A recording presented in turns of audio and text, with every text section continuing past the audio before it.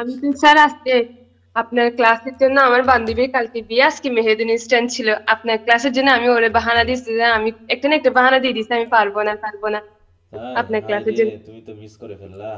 বান্ধবীর ইয়াতে যাবা না, কথা হলো? হ্যাঁ। অথচ স্যার আমাকে 1 মাস আগে থেকে সে বলতেছে যে আমি না তোর আসতে হবে বলতে দেখি আজকে আপনি ক্লাসের ডেট দিয়ে দিচ্ছেন, তুমি মানে টাইম দিয়ে দিচ্ছেন। রেকর্ড ক্লাস দেখে নিতা না হয়। একটু বান্ধবী তোমাকে দাওয়াত দিয়েছে, যাবা না? স্যার 7টায় শুরু করার কথা ছিল ওর মানে মেহেদি অনুষ্ঠান। আহ, আমিও আচ্ছা। স্যার শাড়ি টাড়ি গুলো পরে বিরক্ত লাগে, একটা না একটা বাহানা পাইছি, যাবো না। যাক। আচ্ছা, ঠিক আছে, তো যাই হোক, আশা করি সবাই ভালো আছো। আর Paradise is great. আমরা তো উইলিয়াম ওয়ার্ডসওয়ার্থের পয়েম যেগুলো সেগুলো শেষ করেছি, তাই না? হুম। জি। জি স্যার। আচ্ছা। আর তোমাদের আজকে sociology of Bangladesh, Bangladesh society and কালচারের 31 তারিখ পর্যন্ত ডেট দেওয়া ছিল চ্যাপ্টার 2 এর। কি অবস্থা সবার? পড়ছো? জি স্যার, হয়ে গেছে হুম। স্যার। আচ্ছা, তাহলে এটা আমি একটু চেঞ্জ করে দিলাম। হ্যাঁ, চ্যাপ্টার 3 দিয়ে দিলাম। চ্যাপ্টার 3 দিয়ে দিলাম। স্যার, হ্যাঁ, বলো। বাংলা দুইটা সাবজেক্টও পরীক্ষা শেষ হয়েছে স্যার। এখন কোশ্চেন দেওয়ার সময় একটু 23 সালে যেগুলো আসছে ওগুলা একটু মার্ক করে দিলে ভালো হতো তোমার পড়তে। কথা বুঝতে পারছি না, একদম রিপিট করো তো, আমি কথা বুঝি নাই তোমার। হ্যাঁ। মানে ও বললো যে আমাদের ফার্স্ট ইয়ারের পরবর্তীতে আপনি যেরকম আবার মানে 22 সালে আসাগুলা যেগুলো চেঞ্জ করে দিয়েছিলেন, এবার তো 23 সালে আসছে সেগুলো। না, সেগুলো তো মানে পেয়েছি, ওগুলো ও হ্যাঁ। বলছিল যে চেঞ্জ করে মার্ক করে দিতে বলেছে। হ্যাঁ, সে তো পরীক্ষা শেষ হলো শুধু। আমি তো ওগুলো চেঞ্জ করতেছি, ওইভাবে করে দিয়ে দিব। ঠিক আছে? হ্যাঁ, পরীক্ষা তো শেষ জি হলো। স্যার। হ্যাঁ। এখন প্রথম এক- বর্ষে যেমন মডিফাই করে দিয়েছিলেন, আবার পরবর্তীতে হ্যাঁ, সেটা তো ওরকম আমরা করে দিয়েন মডিফাই তাহলে হবে। করেছিলাম। হ্যাঁ, আবার পরে আমরা মডিফাই করব, কিন্তু প্রশ্ন তো হাতে পেতে হবে, তাই না? আর বইটাও যেহেতু আপডেট পেতে হবে, জি স্যার। কারণ বই আপডেট না পাইলে তো আমি প্রশ্ন অ্যাড করতে পারবো না, কিছু প্রশ্ন তো পরিবর্তন করতেই হয়। ঠিক আছে? তাই যে পরীক্ষা শেষ হলো, এখন পরীক্ষা শেষ হওয়ার পর তোমার যখন বইটা আমি আপডেট বইটা হাতে পাবো, তখন সেখানে আমি মডিফাই করব। ঠিক আছে? এখন তোমাদের আমি হচ্ছে এদেনিং আসা প্রশ্নগুলো আমি তোমাদেরকে দিয়ে দিব, তোমরা একটু চেঞ্জ টেঞ্জ করে নিতে পারো। হ্যাঁ, বা আমিও চেঞ্জ করে দিচ্ছি, যেহেতু প্রশ্নটা পরীক্ষা শেষ হয়েছে 26 এবং 29। আমি এই যে ইডিপাস রেস্কেটটা পার্ট এ এবং পার্ট বিটা দিয়ে দিলাম।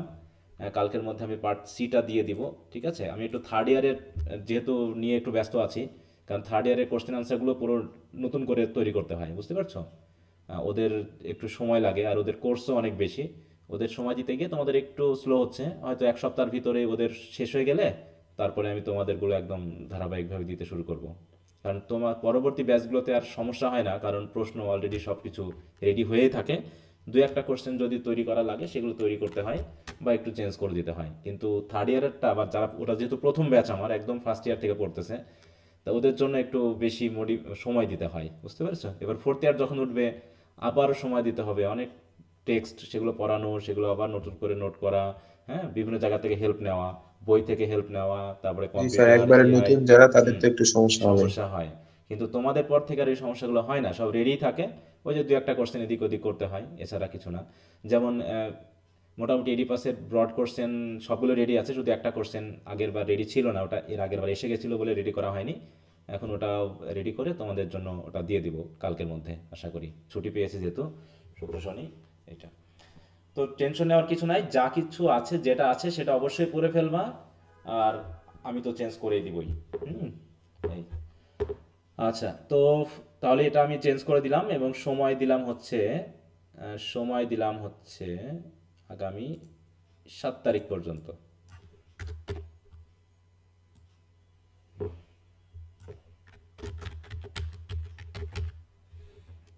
থার্ড ইয়ারে কিন্তু অনেক পড়া, বুঝতে পেরেছো? এই জন্য বাংলা সাবজেক্টগুলো প্রথম দিকে আমাদেরকে শেষ করে ফেলতে হবে। ঠিক আছে? তো যে আগামী 3-4 মাসের মধ্যে আমরা যদি বাংলা এই যে সাবজেক্টগুলো আছে এগুলো যদি আমরা শেষ করে এক সাইড লাইনে দিতে পারি, তাহলে আমরা বাকি, বিশেষ করে হিস্ট্রিটা নিয়ে আমরা সময় বেশি দিতে পারবো। ঠিক আছে? আমাদের সময়টা একটু বেশি দিতে হবে হিস্ট্রিতে।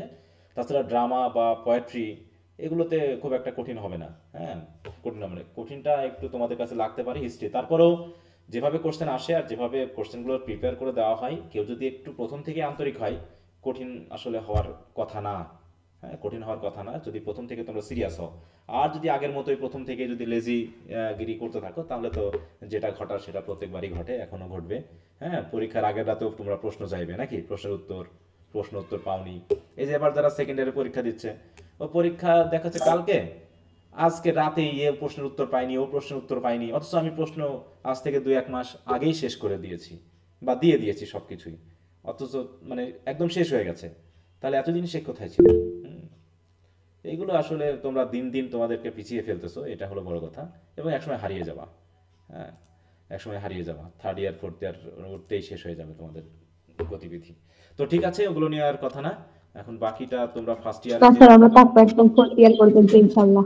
না আছে তো অনেকেই আছে, আবার অনেককেই পাওয়া যাচ্ছে না, হাওয়া হয়ে গেছে। যারা বেশি বুদ্ধিমান ওদেরকে আমি পাওয়া ছিলাম যায় স্যার না, ফার্স্ট ইয়ারে। ঠিক আছে, যারা বেশি বুদ্ধিমান তাদেরকে পাওয়া যায় না। হ্যাঁ, আমার একটা ইচ্ছা আছে যে তোমাদের এই যে যে ফোর্থ ইয়ার পর্যন্ত গেলে পারে একটা কমপ্লিট একটা ভালো একটা আইডিয়া পাবা, ঠিক আছে। এটা হলো আমার কাছে ধারণা যে ইংরেজি সাহিত্য পড়ার এবং পড়লে, একটু মিউট রাখো, যে কমপ্লিট একটা ধারণা পাওয়া যায় এবং সাহিত্য পড়ার যে মজাটা। হ্যাঁ, আমি দেখেছি যে আমার বিশেষ করে আমার কলেজ বা এগুলোতে দেখতাম আগে ছেলেমেয়ে একদম মানে কিছু বুঝতো না, কিছু করতো না, তখন আমার লাগতো যে আসলে সাহিত্য যদি সাহিত্যের মতো করে না পড়া হয়, একটু টেক্সট যদি না পড়া হয়, তাহলে কি হয় বলো? হ্যাঁ, আর প্রশ্নের উত্তর তো কি লিখছে সেটা না তো স্যার। তোমাদেরকে তো দেখালিম। হ্যাঁ, ওরাই যত সাহিত্যের গোষ্ঠী উদ্ধার করে দিবে, হ্যাঁ, এটা সেটা বলে।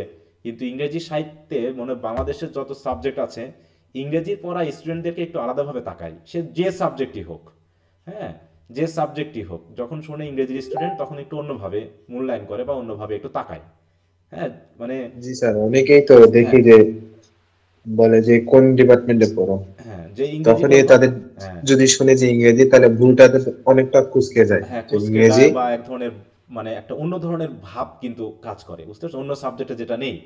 এটা কিন্তু অটোমেটিক, এটাই স্বীকৃত। তুমি এটা হিংসা করতে পারে, তারা ঈর্ষা করতে পারে, কিন্তু এর যে গুরুত্বটা, এর গুরুত্বটা তুমি বলে প্রকাশ করতে পারবে না, ব্যাপারটা এরকম। অতএব এখানে যারা শেষ পর্যন্ত পৌঁছায় এবং নিজস্ব কোয়ালিটি নিয়ে পৌঁছায়, তারা কিন্তু ভালো জায়গায় যায়। হ্যাঁ, কিন্তু এখন আবর্জনার পরিমাণটা একটু বেশি, হ্যাঁ, চিটা ফোটার পরিমাণটা বেশি হওয়ার কারণে এই সাবজেক্টের গুরুত্বটা জাতীয় বিশ্ববিদ্যালয় থেকে একটু নষ্ট হয়ে গেছে। এটা একটা সমস্যা। জাতীয় বিশ্ববিদ্যালয় এই সাবজেক্টের গুরুত্বটা নষ্ট করেছে, যাকে তাকে দিচ্ছে, যে এর ধারে কাছে আসার যোগ্য না তাকেও এই গুরুত্বটা তুলে দিয়ে তার কাছে একদম ছ্যাবলা সাবজেক্ট বানিয়ে ফেলেছে, বুঝতে পেরেছো? এটা হচ্ছে সমস্যা। তো এখন যেহেতু একটু ভর্তির পরীক্ষা টরীক্ষা নেওয়া হবে, ইংলিশের জন্য আলাদা করে একটু কারিকুলাম করা উচিত, যে ইংরেজিতে এত পার্সেন্ট বা এতটুকু না পেলে তাদের ইংরেজি চান্স দেওয়া যাবে না। এতে সে ডিপার্টমেন্ট ফাঁকা থাকুক, আর 10 জন থাকুক আর 100 জন থাকুক, তাহলে বুঝবে যে ইংরেজি না পাওয়ার ইয়াটা কতখানি। হ্যাঁ, হাতে পেয়েছো তো কিছু বুঝতেছো না। হ্যাঁ, ওই যখন ডায়মন্ড খুবই রেয়ার, তো এই জন্য দাম বেশি, কিন্তু লোহা প্রয়োজনীয় এবং অ্যাভেলেবেল আছে বলেই এর দাম নেই। কিন্তু আমাদের জীবনে লোহার দামই বেশি, ডায়মন্ডের দাম না, তাই তো? কিন্তু জি স্যার, ডায়মন্ডের কেন এত গুরুত্ব, আগে এত প্রথম দাম? অবস্থায় যেরকম হুম, মোবাইল বা মোটরসাইকেলের যেরকম ডিমান্ডটা ছিল, হ্যাঁ, হ্যাঁ, এখন তো আর নেই। এখন সেটা হ্যাঁ, একদম লোয়েস্ট চলে গেছে। হ্যাঁ, কারণ ওই যে বেশি অ্যাভেলেবেল হওয়ার কারণে এই সমস্যাটা। শিক্ষাকে আবার কমিয়ে দিক, শিক্ষার যে যাদের একদমই যোগ্যতা আছে তাদের ছাড়া অন্যকে আমরা শিক্ষার মধ্যে আনবো না, হাই এডুকেশনের মধ্যে, তখন দেখবা আবার আফসোসটা বেড়ে যাবে। এখন যাকে তাকে দিচ্ছি তো সবাইকে, বাড়ির সবাইকে যদি আমরা হায়ার এডুকেটেড বানাতে চাই, এটা আসলে সমস্যা। হ্যাঁ, তা সেটাই হয়ে গেছে এখন আমাদের ব্যাপার। তো ঠিক আছে, তাহলে উইলিয়াম ওয়ার্ডসওয়ার্থের যেগুলো পড়লাম, এতে যদি কারো কোনো প্রবলেম থাকে একটু হাত তুলতে পারো, না হলে আমরা আজ থেকে অ্যাডভান্স রিডিং রাইটিং শুরু করবো, তাই না? এটা বলেছিলাম। হুম। আচ্ছা, তানভিলা আক্তার, বলো তোমার কি সমস্যা? স্যার আমার একটু সমস্যা ছিল স্যার, আমি না যে ব্ল্যাঙ্ক ভার্স এটা না একটু বুঝি না। ব্ল্যাঙ্ক ভার্স কি জিনিস? রাইম স্কিম তো হ্যাঁ বোঝো হ্যাঁ নাকি? রাইম স্কিম বুঝো? হ্যাঁ বুঝি স্যার, এটা বুঝি। সনেটের রাইস মানে রাইম স্কিমটা কি, তুমি যদি এটা বলো তাহলে আমি বলতেছি। বলো। আচ্ছা, A B C D E F G G. হ্যাঁ, এটা হচ্ছে কি, এটা হচ্ছে একটা স্কিম, রাইমের একটা স্কিম, তাই তো? হ্যাঁ। হ্যাঁ, হুম মানে হুম। আগের সেন্টেন্সের শেষ সিলেবলের সাথে পরের কোন সেন্টেন্স বা লাইনের মিলে যাবে তার একটা স্কিম বা পরিকল্পনা, যেটা একজন কবি করে থাকে, যে আমি এই রিদমে বা এই রাইমে কবিতাটা লিখবো, এটাকে বলা হয়ে থাকে তোমার রাইম স্কিম। আর যে হুম কবিতাতে এরকম রাইম স্কিম নেই বা নির্দিষ্ট মিটার বা এরকম কিছু, যেমন সনেটের একটা নির্দিষ্ট মিটার আছে, তাই না? Iambic pentameter. কিন্তু জি স্যার। দেখো তো, তুমি তুমি যখন ফার্নহিল পড়েছিলে ফার্স্ট ইয়ারে, ফার্নহিলে কোনো রাইম স্কিম আছে? একটা একটা সেন্টেন্স না বলো, স্যার। আবার একটা সেন্টেন্স খুবই ছোট, মানে ওর কোনো নির্দিষ্ট কিন্তু মানে লেন্থ নেই, হ্যাঁ, যে একটা নির্দিষ্ট লেন্থ থাকবে তা না।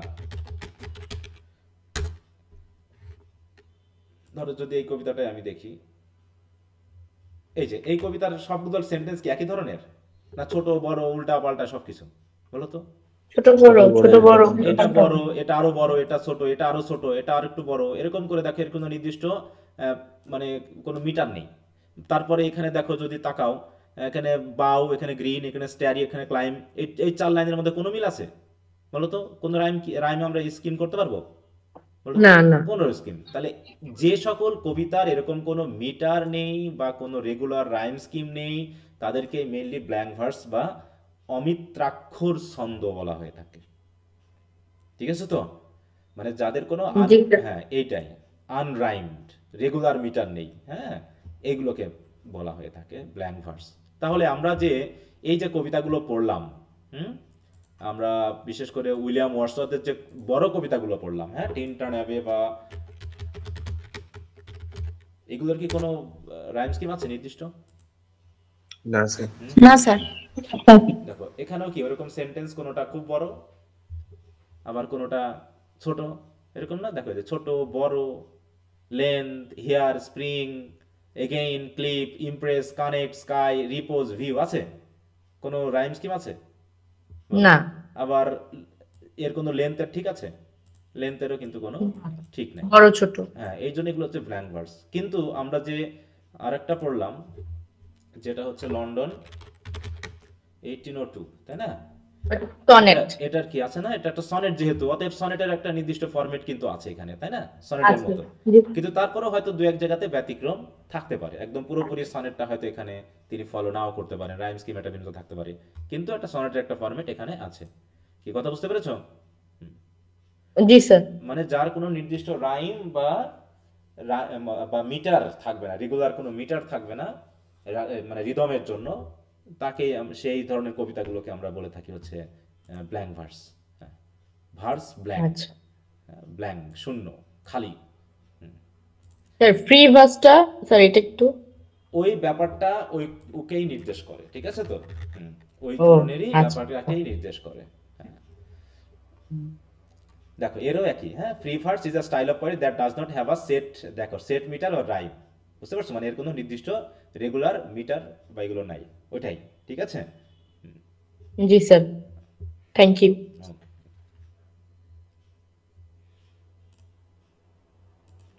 আর কারো?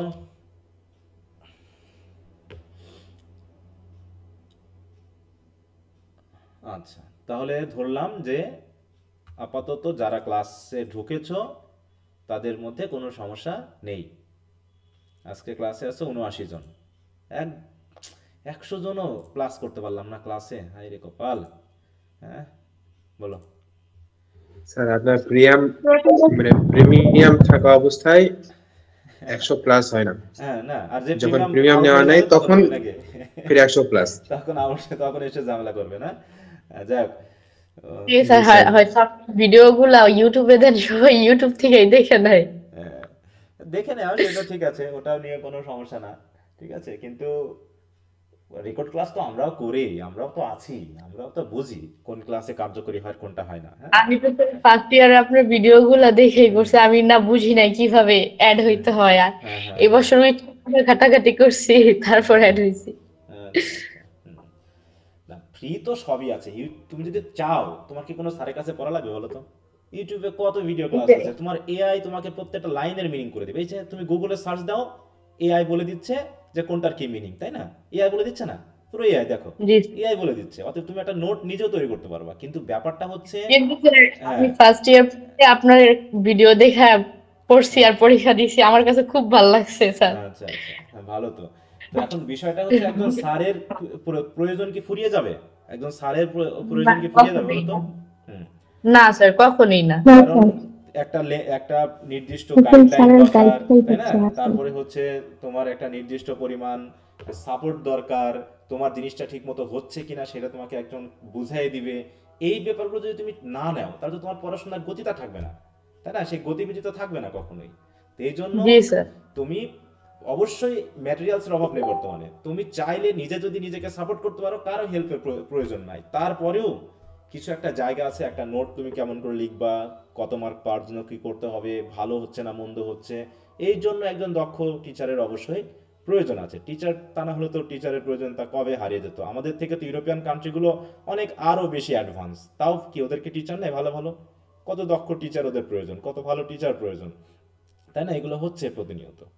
তো এই জন্য ব্যাপারটা সেটা না, মূল কথা হলো লাইভ ক্লাস করতে হবে, ইন্টারাকশনে যেতে হবে। তোমার যদি আমার কাছে কোনো প্রশ্ন নাও থাকে, তাও লাইভ ক্লাসে থাকলে একটা অ্যাটেনশন থাকে এবং মনে হয় যেন আমি বিষয়টা পড়ছি বা বুঝছি। কিন্তু রেকর্ড ক্লাস জি করলে স্যার। ওই অ্যাটেনশনটা থাকে না, পড়তে পড়তে ভালো না লাগলে উঠে চলে যাচ্ছ, এরকম আর কি একটা দায়বদ্ধতাহীনতায় দেখি কাজ করে। হ্যাঁ, ইউটিউবে ভিডিও গুলো দেখা যায়, টেনে টেনেও দেখা লাগে হ্যাঁ, যে হ্যাঁ, ভালো লাগতেছে না। কিন্তু ভালো লাগতেছে না। অনলাইন ক্লাস করলে পুরোটা করা যায়। হ্যাঁ, হ্যাঁ। আচ্ছা, তো ঠিক আছে, আমরা তার একটা কোয়েশ্চন ছিল হ্যাঁ বলো। হুম। স্যার, 81 পেজের ক্রিটিক্যাল অ্যাপ্রিসিয়েশন দ্বিতীয় প্যারার ফার্স্ট লাইন, কোনটা কোনটা কোনটা? Page 81, doctor Sen. পেজ 81, তোমার মূল বই থেকে বলছো তাই তো? হুম, জি sir, critical appreciation. So it is a beauteous evening, এই যে এটার 81, 81, হ্যাঁ। কোন কোন জায়গায় সমস্যা? ক্রিটিক্যাল অ্যাপ্রিসিয়েশনের সেকেন্ড প্যারার ফার্স্ট লাইন। ক্রিটিক্যাল অ্যাপ্রিসিয়েশনের, সে ক্রিটিক্যাল অ্যাপ্রিসিয়েশন কোথায়? Critical comment? না স্যার, ক্রিটিক্যাল অ্যাপ্রিসিয়েশন 81 পেজ। 81 পেজে তো আমি, ও আচ্ছা, এটা তো হচ্ছে 81। হ্যাঁ, this it is, is a beauteous evening. হ্যাঁ, this is one of those sonnets, এখানে সমস্যা। Sir, which are of the first order and without flaw. হ্যাঁ হ্যাঁ, এখানে কি কি সমস্যা? এই এই অর্থটি বুঝিনি এই লাইনের, which are of the first order and without flaw. Which are of the first order and without flaw. Flaw মানে কি? কোনো রকম ত্রুটি ছাড়া, মানে উইলিয়াম ওয়ার্ডসওয়ার্থ যতগুলো সনেট লিখেছেন তার মধ্যে হচ্ছে one of those sonnets written by William Wordsworth. William Wordsworth অনেক সনেট লিখছেন, তার মধ্যে এটা একটা সনেট, যে সনেটগুলো হচ্ছে তার ফার্স্ট অর্ডারের। ফার্স্ট অর্ডার মানে কি? ভালো মানের। তিনি অনেক প্রথম সনেট শ্রেণীর। লিখছেন, ঠিক আছে তো? তার মধ্যে এটা হচ্ছে প্রথম শ্রেণীর এবং কোনো রকম ত্রুটি নাই, একদম পারফেক্ট সনেট এগুলো, এটার জন্য বলা হয়েছে। ঠিক আছে? জি স্যার। হুম।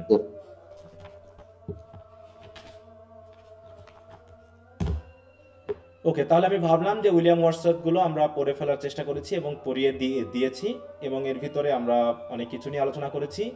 তো এখন তোমাদের কাজ হলো বাকি যে যতটুকু পারো এক একটা বই থেকে একটু পড়ো। এখন আমরা চলে যাব অ্যাডভান্স রিডিং রাইটিং এ, ঠিক আছে? হুম। অ্যাডভান্স রিডিং রাইটিং এর বই কি সাথে আছে তো তোমাদের? জি স্যার। জি স্যার, কে আমার বাড়ি স্যারের বইটা আছে। আচ্ছা, ভেরি গুড, নো প্রবলেম। আচ্ছা, একটু আজানটা শেষ হয়ে যাক, ঠিক আছে? তারপর শুরু করি। আচ্ছা, তো ঠিক আছে, এখন প্রথমত ইংলিশ রিডিং এবং রাইটিং স্কিলস এর কথা কি মনে আছে ফার্স্ট ইয়ারে, না ভুলে গেছে সবাই? মনে আছে স্যার। জি স্যার, মনে আছে। অ্যাডভান্স রিডিং রাইটিং আমাদের ঠিক ফার্স্ট ইয়ারে যা পড়েছি সেইগুলোরই, মানে কি বলবো, একটু আপগ্রেডেড কিছুটা, তাছাড়া তেমন কিছু না। তো এখন আমরা একটু এবার যে পরীক্ষায় এসেছে সেটা একটু দেখি।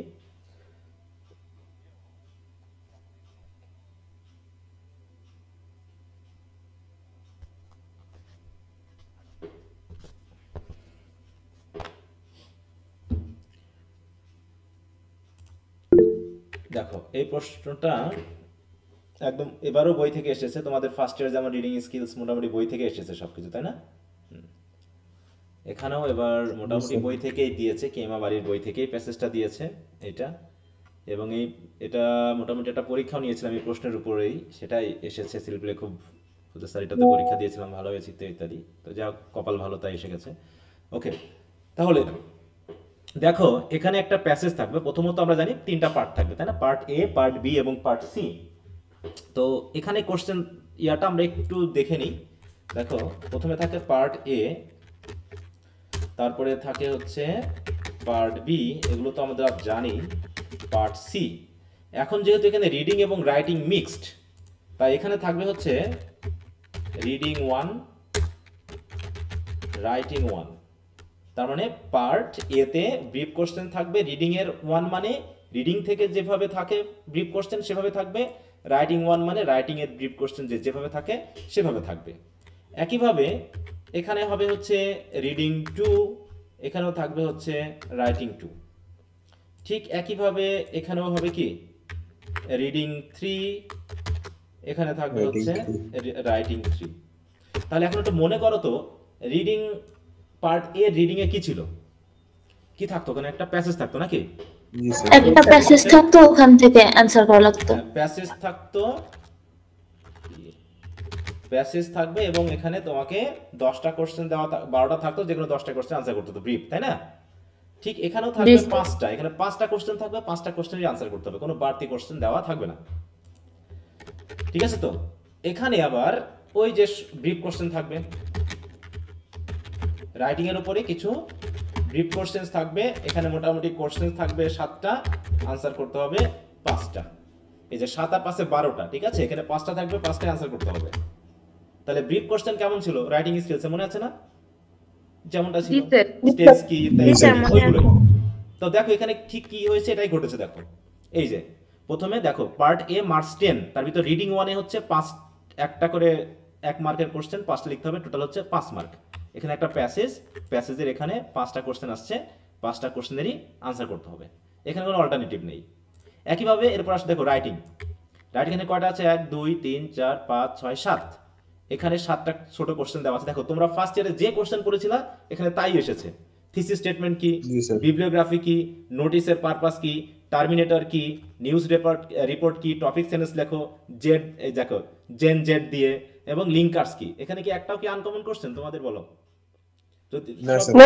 সবগুলো ব্রিফ কোশ্চেন একদম কমন। তার মানে ফার্স্ট ইয়ারে তোমরা রিডিং স্কিলস এবং রাইটিং স্কিলস এর পার্ট এ তে যা পড়েছো এখানেও তোমাকে তাই করতে হবে। বুঝতে পেরেছো? তাহলে এটা গেল। তার মানে এটা মনে করো আমাদের অর্ধেক পড়া আছে, জাস্ট কিছু জায়গায় একটু আমাদেরকে রিয়া নিতে হবে, তাছাড়া বাকি এখানে আমাদের সময় বেশি ব্যয় করতে হবে না। এবার পার্ট বি তে কি ছিল রিডিং এ? এখানেও কি থাকতো? সেম প্যাসেজ, একটা প্যাসেজ থাকতো, 5টা অ্যানসার করতে হবে। তাহলে প্যাসেজ থাকতো, 8টা কোশ্চেন ছিল, যে কোনো 5টা কোশ্চেন আনসার করতে হবে। ঠিক আছে? তো তো এখানে কয়টা করতে হবে এবার দেখো। পার্ট বি তে এইখানে তোমার 3টা কোশ্চেন আনসার করতে হবে, ওখানে ছিল 8টা থেকে করতে হচ্ছিল কয়টা? 5টা 20। আর এখানে হচ্ছে তোমার 5টা কোশ্চেন দেওয়া থাকবে, তার ভিতরে যে কোনো 3টা কোশ্চেন আনসার করতে হবে। তার মানে 5টা কোশ্চেন দেওয়া থাকবে, যে কোনো 3টা কোশ্চেন আনসার করতে হবে। সিমিলার একদম ফার্স্ট ইয়ারে যেভাবে প্যাসেজ ছিল ওইভাবে প্যাসেজ থাকবে, সেই প্যাসেজ থেকে আমার 5টা কোশ্চেন থাকবে, যে কোনো 3টা কোশ্চেন আনসার করতে হবে। 3 4 12, তাই তো? 3 4 কত হবে এখানে? 3 × 4 মিলে হচ্ছে 12 মার্ক। তাহলে এবার সেকেন্ড পেপারে রাইটিং এ কি ছিল? শর্ট কোশ্চেন ছিল, তাই না? জি sir. Short questions, short questions এখানে তাহলে কয়টা লিখতে হবে বলো তো? 2টা। 2টা। দেখো এখানে কোশ্চেনগুলো ঠিক এখানে একটু ভিন্নতা আছে। 4টা কোশ্চেন থাকবে, যেগুলো 2টা কোশ্চেন আনসার করতে হবে। কিছুটা ফার্স্ট ইয়ারের সাথে 2টা কোশ্চেন মিল থাকবে, আর 2টা কোশ্চেন আমাদের নতুন করে শিখতে হবে, 2টা কোশ্চেন আনসার। এখানে একটু ভিন্ন। তাহলে 4টা কোশ্চেন থাকবে, তার ভিতরে 2টার উত্তর করতে হবে, 2টা উত্তর 4 মার্ক করে, টোটাল হচ্ছে 8। তাহলে এই যে 20 মার্ক, হ্যাঁ 12 আর 8 হচ্ছে 20। এখানে সেটাই বলছে, দেখো 2টা কোশ্চেন আনসার করতে হবে 4 মার্ক করে। হ্যাঁ একই ধরনের কোশ্চেন থাকে এখানে, যেভাবে আছে সেইভাবেই। দেখো what are the purpose of a business leader, what are the differences between a topic sentence আর থিসিস স্টেটমেন্ট। এটা তো ফার্স্ট ইয়ারে পড়েছো তোমরা, পড়োনি? টপিক সেন্টেন্স এবং থিসিস স্টেটমেন্ট ওখানে যা পড়েছে। তাহলে দেখো এগুলো না বুঝে যদি এটাও কেউ লিখে আসে, এই দুটো তার কমন, এই দুটোতে সে ফার্স্ট ইয়ারে পড়লেই হয়ে যায়। আর ওর সাথে আরো 2টা আছে, এই দুটো আরো সুন্দর, এটা আরো খুবই ভালো করে লেখা যায়, এগুলো লিখতে পারো তুমি। আচ্ছা তাহলে এটা গেল। এবার হচ্ছে রিডিং 3 তে কি ছিল বলো তো? রিডিং পার্ট সি তে কবিতা সেখান থেকে 5টা, হ্যাঁ 8টা কোশ্চেন থাকবে, 5টা কোশ্চেন আনসার করতে হবে। তাহলে এখানে আমরা দেখি, এখানে একটা পয়েম আছে, এই যে হুজ উড দিজ আর, আমি এটা পড়েছিলাম ফার্স্ট ইয়ারে। জি স্যার। জি স্যার। দেখো এই যে ফার্স্ট ইয়ারে পড়েছিলাম সেটা কিন্তু সেকেন্ডারি এসে গেছে। এই যে whose wood these are, I think I know, এটা পড়েছিলাম আমরা। জি স্যার পড়ছিলাম এটা। আচ্ছা, পড়ে থাকলে ভালো। জি স্যার। হ্যাঁ, তো এটাও সেকেন্ডারি। দেখো এখানে কয়টা কোশ্চেন আনসার করতে হবে দেখালো। দেখো দুটা কোশ্চেন আনসার করতে হবে, ঠিক আছে? পুরোটা পয়েম থেকে 4টা কোশ্চেন থাকবে, দুটা কোশ্চেন আনসার করতে হবে। এই যে 4টা কোশ্চেন দেওয়া আছে, what is the summary, scan the poem, what is the points position, is position of the poem in the, এবং ফিলোসফিক্যাল থট কি, কন্টেক্সচুয়াল কোশ্চেন। তাহলে এইভাবে টোটাল আমাকে দুটা কোশ্চেন আনসার করতে হবে। তাহলে এখানে তাহলে 4টা কোশ্চেন থাকবে, 4টার ভিতরে দুটা কোশ্চেন আনসার করতে হবে, প্রতিটা কোশ্চেনের মান হচ্ছে 10, সেই হিসাবে এখানে তুমি আনসার করবে হচ্ছে 20 মার্কের। তাহলে এবার রাইটিং পার্ট সি তে কি ছিল? ব্রড কোশ্চেন নাকি? ব্রড কোশ্চেনে কি ছিল? ব্রড কোশ্চেনে যে লেটার, এসে ছিল, লেটার ছিল, নোটিশ ছিল, মেমো ছিল। এর ভিতরে তোমার কিছু বাদ যাবে, নোটস, মিনিটস, এগুলো বাদ দিয়ে মেজর 6টা আইটেম আছে, যে 6টা আইটেম থেকে তোমার কোশ্চেন এখানে আসতে পারে। তাই এখানে দেখো কি ছিল, একটা নতুন আইটেম যোগ হয়েছে, সেটা হলো অ্যাম্প্লিফিকেশন। দেখো প্যারাগ্রাফ, অ্যাপ্লিকেশন, রিপোর্ট, এসে। তাহলে এর ভিতরে তোমাকে আনসার করতে হবে কয়টা? দেখো কোশ্চেন আছে হচ্ছে টোটাল 5টা কোশ্চেন আনসার করতে হবে। 5টা কোশ্চেন আছে, আনসার করতে হবে 3টা, 10 মার্ক করে হলে কত মার্ক? 30। তাহলে এই হলো আমাদের পার্ট এর জন্য 10 মার্ক, পার্ট বি এর জন্য 20 মার্ক, এবং পার্ট সি এর জন্য 50 মার্ক। এই হচ্ছে টোটাল। 2টা সাবজেক্ট মিলে একটা করা হয়েছে, ঠিক আছে? 2টা সাবজেক্ট মিলে একটা করে দিয়েছে, ওই একই রকম বিষয় আছে, তবে এবারের প্যাসেজগুলো একটু আপগ্রেডেড। তখন কিছুটা সহজ ছিল, এবার একটু সেন্টেন্সগুলো অ্যাবস্ট্রাক্ট হবে, মানে সেন্টেন্সগুলো একটু কমপ্লেক্স, কম্পাউন্ড হবে, তাতে একটু জটিল হবে, সাথে সাথে তথ্যগুলো একটু অ্যাবস্ট্রাক্ট হবে, হ্যাঁ, থিমগুলো একটু অ্যাবস্ট্রাক্ট হবে, এরকম কিছু। তারপরেও যে খুব কঠিন হয় তা কিন্তু না, প্রতিনিয়ত প্র্যাকটিস করলে এখানে ভালো মার্ক তোলা সম্ভব, কারণ এখানে কষ্টটা কম হবে। হ্যাঁ, এইটা হচ্ছে ব্যাপার। তা ক্লিয়ার তো পুরো ব্যাপারটা সম্পর্কে? জি স্যার। জি স্যার। আচ্ছা, ভেরি গুড। তাহলে আমরা পার্ট এ থেকেই শুরু করি। আমরা বেশি সময় নিব না, কারণ আমাদের সবই পড়ানো আছে। যে জায়গাতে একটু টাচ দেওয়ার দরকার সেগুলো আমরা একটু দিয়ে দিব, এবং ফার্স্ট ইয়ারে আমার অনেক কিছু পড়ানো আছে। এই জন্য আমার হলো যে প্রথম যারা আমার স্টুডেন্ট হবে তাদের দিয়ে পড়ায় আমি একটু মজা পাই, কারণ আমি তাদেরকে বিশেষ করে তৈরি করে নিতে পারি। এটা হলো সবচেয়ে বড় বিষয়। হ্যাঁ, যে অনেক কিছু, যেমন সেন্টেন্স স্ট্রাকচার, ফ্রেজ, ক্লজ, এগুলো পড়াইছিলাম না আমি? মোটামুটি 3টা জিনিস পড়াচ্ছি। জি স্যার, পড়ানো হয়েছিল। এই 3টার গুরুত্ব এবার তোমরা এই সেকেন্ড ইয়ারে একটা পাবা, কারণ এখানে থাকবেই একটা সেন্টেন্সকে দিয়ে বলবে এই সেন্টেন্সটা কোন স্ট্রাকচারে আছে, ঠিক আছে তো, বা এই সেন্টেন্সের কমপ্লিশনটা করো, এরকম বিষয়গুলো থাকে। আমি বাদ দিয়ে দিলাম ওটা। আচ্ছা স্যার, আমরা যারা ফার্স্ট ইয়ারে ছিলাম না তারা কি করব? না, আমি তো পড়াবো, টেনশন নিও না, টেনশন নেওয়ার কিছু নাই, ভয় পাওয়ারও কোনো কারণ নেই, ঠিক আছে? এগুলো নিয়ে একটু আলোচনা তো করতেই হবে। গ্রাম থেকে আমরা একটু অনেক বেশি প্রথম ইয়ারে ক্লাসগুলো দেখে নিব, বিষয়গুলো তাহলে হবে। আচ্ছা, তো প্রথমেই আমরা একটু দেখি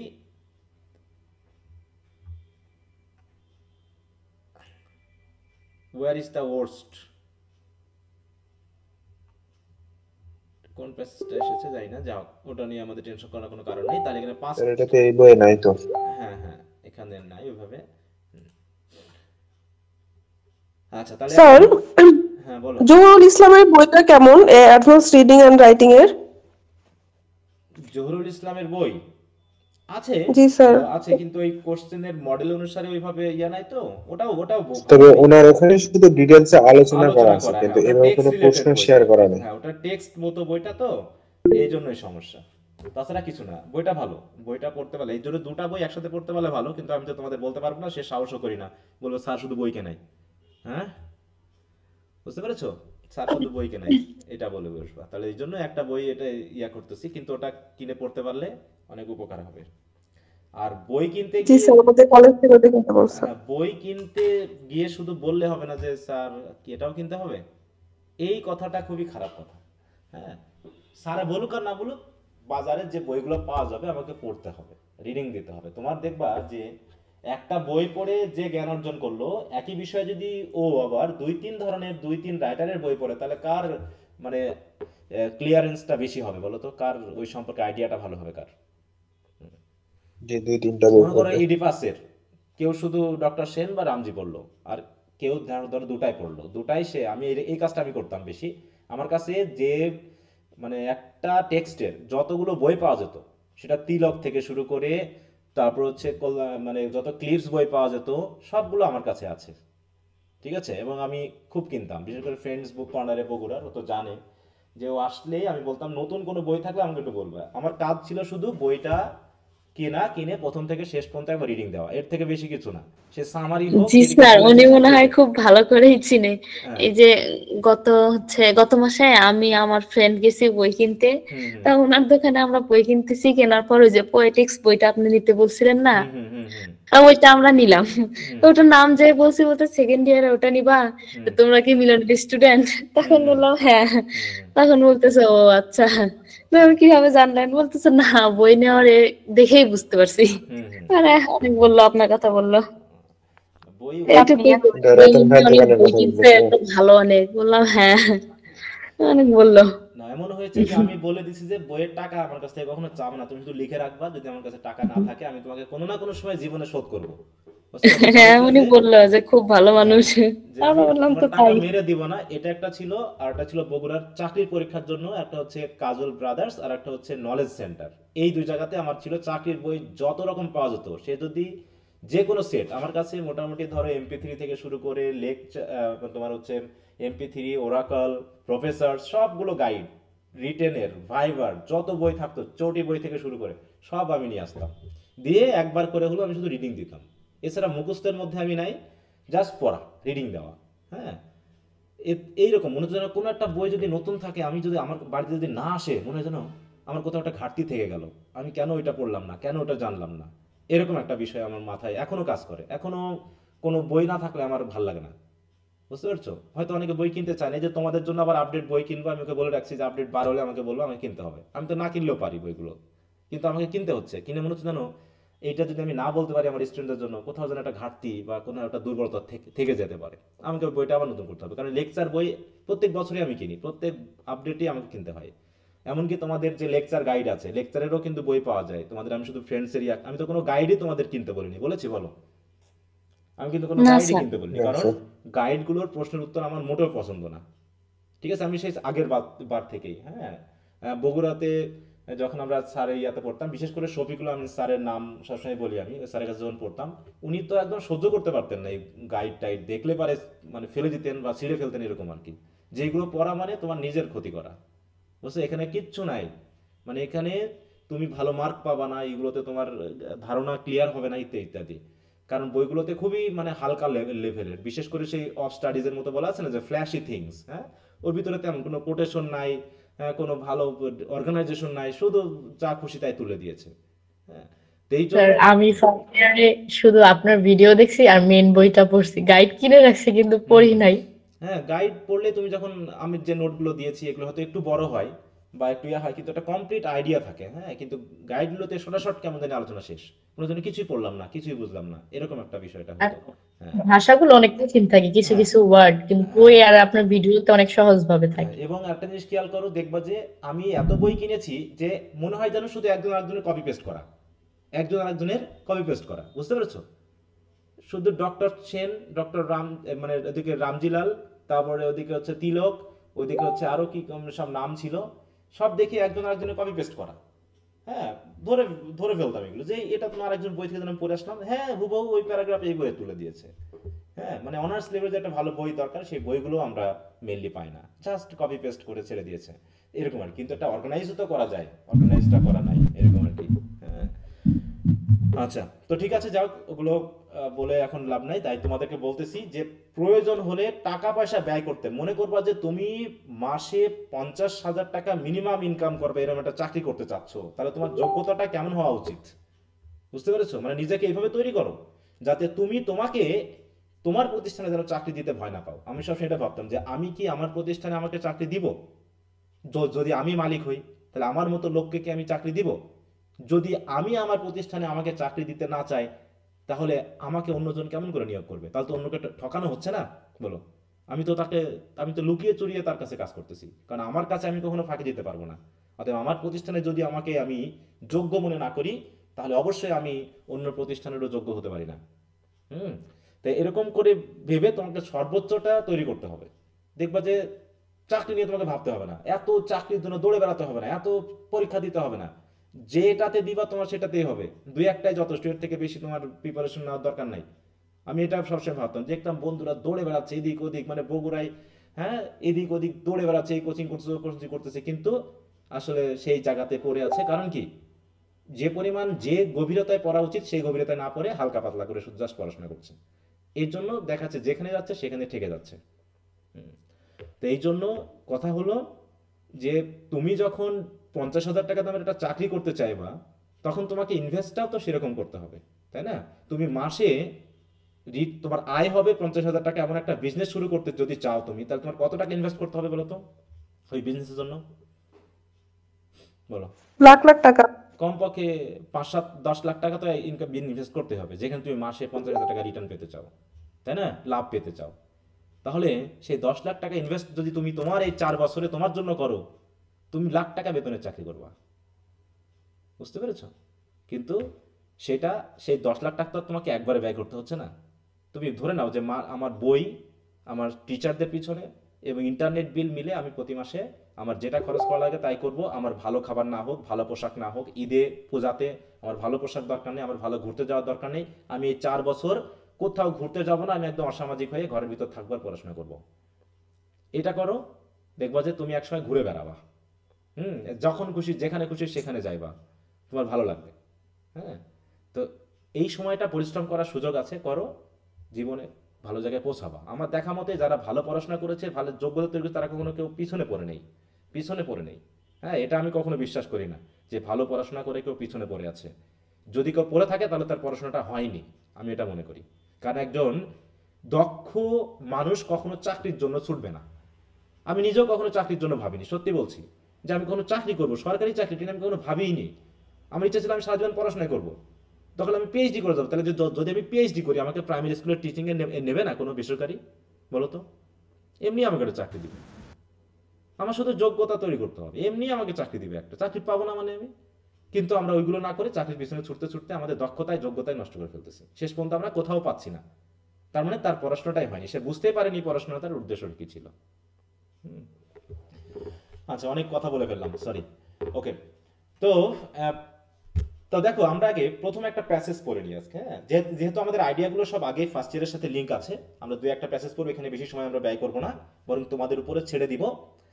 প্রথমে আমরা আজকে একটা প্যাসেজ পড়ে এই প্যাসেজটা থেকে একটু সমাধান করব। হ্যাঁ, এটা সলভ করব, কয়েকটা কোশ্চেন আনসার। তো এই প্যাসেজটা তোমরা একটু সবাই নিজ দায়িত্বে পড়ো, স্ক্রিনেই আছে, দেখো, ছোট্ট একটা প্যাসেজ, বেশি প্যাসেজ বড় কিন্তু আসে না। দেখো, এখানে প্যাসেজটা কিন্তু খুব বড় আসেনি, খুব বড় আসছিল ফার্স্ট ইয়ারে, অবশ্য বড় বড় আসে। দেখো, খুবই ছোট একটা প্যাসেজ, হ্যাঁ, বেশি বড় না। তাহলে এই প্যাসেজটা দয়া করে তোমরা একটু সবাই পড়ো। আমি একটু স্ক্রিনটা অফ রাখলাম, দিয়ে যদি জি স্যার। আচ্ছা, তাহলে আমি জাস্ট প্রশ্নগুলো পড়ার আগে একটা প্রশ্ন আমি দিব, যদি এটা বলো,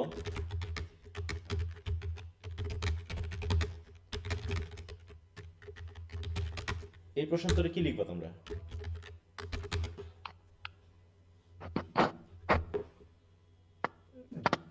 এই প্রশ্ন উত্তর কি হবে?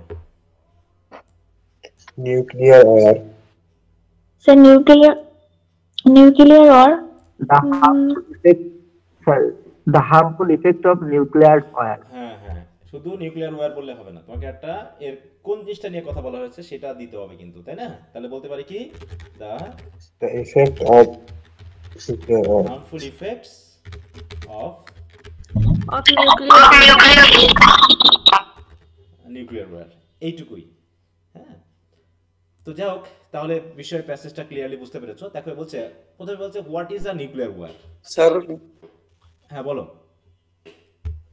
শুধু the effect of nuclear war বা এটা বললে হয় না স্যার? এখানে শুধু ইফেক্ট নয়, এখানে তো হার্মফুল ইফেক্টের কথা বলা হয়েছে, টেরিবল ইফেক্টের কথা বলা হয়েছে, ঠিক আছে?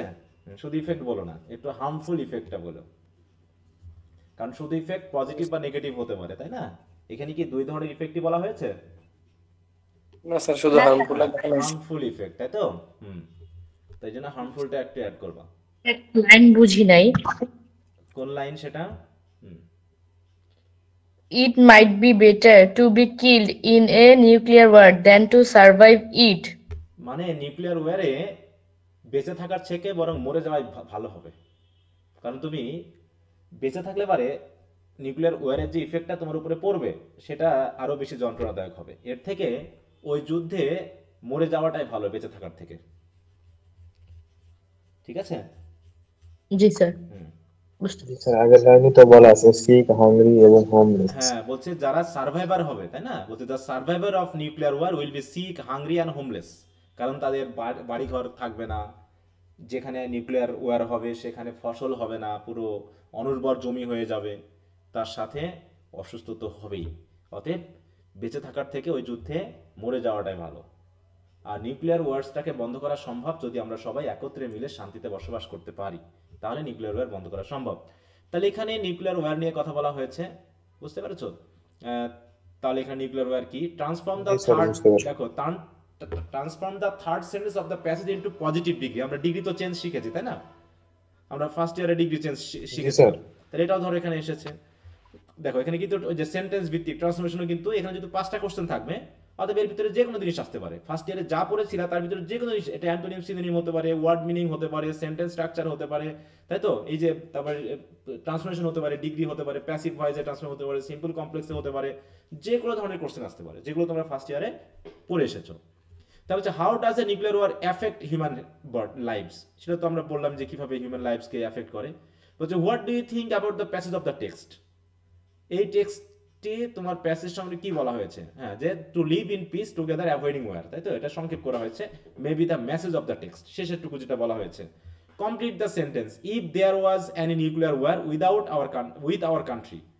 দেখো এটা তোমাকে বানাতে হবে, যদি আমাদের দেশে কোনো নিউক্লিয়ার ওয়ার হতো তাহলে কি ঘটনা ঘটতো?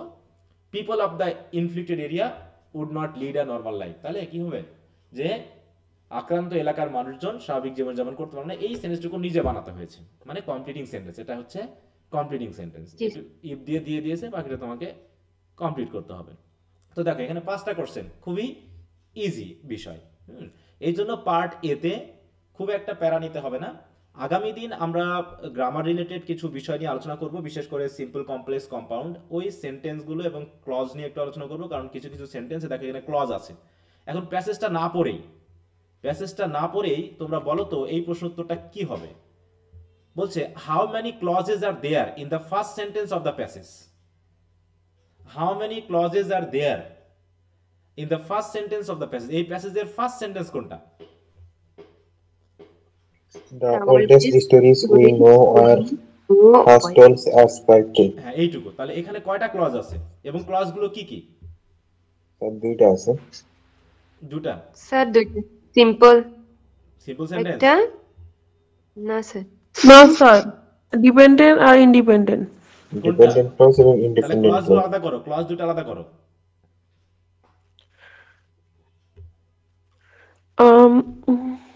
ক্লজ দুটো আলাদা করো। The oldest stories were first told as sir এটা ইন্ডিপেন্ডেন্ট। হ্যাঁ, তাহলে the stories were told first as, এটা হচ্ছে কি আমাদের প্রিন্সিপাল ক্লজ, তাই তো? প্রিন্সিপাল ক্লজ বা হচ্ছে ইন্ডিপেন্ডেন্ট ক্লজ। আর উই নো এটা হচ্ছে কি আমাদের সাবঅর্ডিনেট ক্লজ, রিলেটিভ ক্লজ। এখানে একটা রিলেটিভ প্রোনাউন উজ্জ আছে, তাই না? এখানে একটা রিলেটিভ প্রোনাউন উজ্জ আছে যে the old stories which we know were first told as poetry। দেখো ওই যে ফার্স্ট ইয়ারে পড়ে এসেছিলাম বিধায় ক্লজগুলো যেহেতু আমাদের জানা আছে, আমরা সহজে কিন্তু এগুলো ধরতে পারছি। তাহলে এখানে সেটাই বলা আছে। দেখো কয়টা ক্লজ আছে? বলছে দেয়ার আর 2 clauses in the first sentence। প্রথমটা হচ্ছে দেখো ইন্ডিপেন্ডেন্ট ক্লজ ইজ দ্য দেখো oldest stories were first told as poetry and the dependent is we know. এটা হচ্ছে ডিপেন্ডেন্ট ক্লজ। হ্যাঁ, কেউ যদি প্রিন্সিপাল ক্লজ বলে এবং সাবঅর্ডিনেট ক্লজ বলে তাও কিন্তু হবে এখানে। হ্যাঁ, এটা যে কোনো ভাবেই ওটা হতে পারে। দেখো এই যে কেউ যেন প্রশ্ন করেছিল ব্ল্যাঙ্ক ভার্স কি, এখানে কিন্তু এসে গেছে। দেখো ব্ল্যাঙ্ক ভার্স কি? দেখো ব্ল্যাঙ্ক ভার্স কি? Blank verse is unrhyming verse written almost always in iambic pentameter. এখানে আয়াম্বিক পেন্টামিটার অ্যাড করেছে, এটা আসলে ভুল। এখানে অবশ্য এইখানে হয়তো সেটা বলতে পারে, কিন্তু আয়াম্বিক পেন্টামিটারে না, এর কোনো নির্দিষ্ট রাইমই থাকে না, বুঝতে পেরেছো? ওকে, এই যে বলছে blank verse has a rhyme but it does not rhyme. আচ্ছা, তাহলে এবার বলছে কি what is poetry? Poetry is a metrical composition. সহজ, এখানে সেইভাবেই দেওয়া আছে প্যাসেজগুলো। বলছে what is story poem? How many types of story poem are mention in the passage? তাহলে স্টোরি পোয়েম আছে। এবার তোমাদের বলি, আগেও যেটা শিখিয়েছিলাম যে আগে আমরা প্যাসেজ পড়ব না, আগে কি পড়বো আমরা? আগে কোশ্চেনগুলো পড়ে নিয়ে তারপরে আমি প্যাসেজ পড়া শুরু করব। তখন আমি বুঝতে পারবো যে কোন কোশ্চেনের আনসারটা কোন জায়গায় আছে, এটাকে আমি একটু ইন্ডিকেট করে রাখবো, তারপরে আমরা এই কাজ করব। দেখো এবার সেকেন্ড ইয়ারে একটা ঘটনা ঘটছে, একটা মেয়ে আমাদের এখানে পড়ে, বেচারাকে এক্সপেল করছে, ঠিক আছে? সে পরে তো কল দিয়েছে, স্যার এক্সপেলটা কেন করছে? সে আগের 2টা প্রশ্ন, মানে আগের পরীক্ষা হয়ে গেছে, সে প্রশ্নগুলো বাড়িতে না লিখে এসে সে ফাইলে রেখে আসছে, বুঝতে পারছো? সে ফাইলেই নিয়েই পরীক্ষার হলে চলে গেছে, দিয়ে কোনো এক ম্যাডাম ধরে তাকে এক্সপেল করে দিয়েছে। এটা কি ঠিক হলো বলো তো? স্যার এইটুকুর জন্য এক্সপেল করে? ওনারা তো নিয়া রাইখা দেয়। না, এক্সপেল করে দিয়েছে তাকে, মানে এটা খুবই নিষ্ঠুর হয়েছে, এটা খুবই বাজে হয়েছে। যে সে তো আমাদের মোবাইল নিয়ে আসছিল, বলছে যে কে কে মোবাইল নিয়ে আসছে, হয়তো একজন আনছে, নিয়ে ম্যাডামের কাছে দিয়ে দিছে, জমা নিয়ে নিছে স্যার বা ম্যাডাম, এরকম। এটা তো স্বাভাবিক বিষয়। আমরা তো পরীক্ষা হলে ডিউটি দিই, আমরা তো প্রশ্ন তো স্যার বলে পিছিয়ে যায়। হ্যাঁ, প্রশ্ন মাঝে মাঝে চলে যেতেই পারে ভুল করে, কিন্তু অনেকে তো বলে থাকতেই পারে। একদম এক্সেল করে দেওয়া, একটা পুরো একটা লাইফ 1 বছর মিস করে দেওয়া, এটা একদম খুবই নিষ্ঠুর হয়েছে। জানি না সে কোন ম্যাডাম, এটা আমারই শুনে খারাপ লাগছে যে আমরা তো এটা কখনো করি না। হ্যাঁ, সেটা এক্সপেল না করে তাকে একটু আধা ঘন্টা বসিয়ে রাখা বা ইয়া করা যেতে পারতো, বা যেহেতু প্রশ্ন নেক্সট ডে থেকে হ্যাঁ, এটা আমি জানি না, আমি তো হ্যাঁ। আমাদের সাথে অর্থনীতি বিভাগের একটা মেয়ে বসছিল স্যার, ও তো একটা শীট নিয়ে গেছিল, যে ওই যে ওদের একটা সূত্রের শীট, ওইটা ওনারা অ্যালাউ করছে যে এটা নাকি নেওয়া যায়। না, এটা তাহলে ওটা একটা করে দিব। না না, এটা তো অ্যালাউয়েবল না। তোমার একমাত্র অ্যাডমিট কার্ড এবং রেজিস্ট্রেশন কার্ড বাদে আর তোমার কোনো কিছুই অ্যালাউয়েবল না, সে সূত্রের হোক আর যাই হোক। অর্থনীতি বিভাগের ওই মেয়েটারে অ্যালাউ করছিল স্যার, ওইটা নাকি ওদের নাকি নেওয়া যায়, এটা বলছিল। না, ও অ্যালাউ করছে। সূত্র নিয়ে গেলে তো হলো না, সূত্র নিয়ে গেলে হলো বলো? আচ্ছা যাও, এটা ইয়া হতে পারে, তোমার যে গ্রাফ পেপার হতে পারে সেগুলো হয়তো অ্যালাউয়েবল, গ্রাফ পেপার লাগে ওদের, সেটা নিয়ে যাওয়া যায়। আমরা তো পরীক্ষা নিচ্ছি, আমরা তো নিই, কিন্তু শুনে আমার খুব খারাপ লাগছে। এই জন্য তোমরা কেউ করবে না, কারণ কপালের ব্যাপার, কার কোথায় কোন কপালে কোন টিচার পড়ে যায়, বুঝো না? একজনের ইচ্ছা তো আর একজনে বললে হবে না, যার যে যার মতো। মানে আমাদের রুমে এমনও হয়েছে যে হিস্ট্রি ডিপার্টমেন্ট ফুল নকল করছে, না ফার্স্ট বেঞ্চে সে। না, আছে আছে, আসলে কিছু করার নেই। আমরাও টিচারেরা অনেক সময় বিপদে পড়ে এই কাজগুলো করি, এলাও হয়ে যায়। কারণ কি, মানে কি বলবো, অনেক ঘটনা ঘটে গেছে, তো ঘটনার প্রেক্ষিতে দেখা যাচ্ছে যে টিচারেরাও রিস্ক নিতে চায় না, যে একজনকে ইয়া করে শেষে আবার বিপদ বাড়াতে চায় না, এরকম ঘটে। তো যাক, ওগুলো নিয়ে কথা বলার দরকার নেই। তো এখন একটু কোশ্চেনগুলো আমরা একটু আগে দেখে নিই। বলছে হাউ মেনি, এটা তো পড়লামই, what is poetry, what is blank verse, what is story poem, how many types of story poems are mentioned in the passage, what do you mean by the phrase deeds of brave heroes? তাহলে deed of brave heroes, এই ফ্রেজটার meaning কি? এটা নিচের দিকে না তাকিয়ে বলো তো, deeds মানে কি? deeds মানে কি? deeds of brave heroes, deed মানে কি? কাজ বা কর্ম, তাই তো? ব্রেভ হিরোজ মানে সাহসী যারা হিরো, তাদের কাজ। এই ফ্রেজটা মানেটা কি সেটাই জানতে চাওয়া হয়েছে। এটা তো মানে বুঝছে যে অ্যাকশন কিছু একটা হবে নাকি? The phrase refers to the heroic actions as well as the lifestyle of outstanding heroes. তাহলে যারা আউটস্ট্যান্ডিং হিরো তাদের লাইফস্টাইল বা তাদের হিরোইক অ্যাকশনকে এখানে মেইনলি বোঝানো হয়েছে। তাহলে এখন প্যাসেজটা তোমরা একটু পড়ো।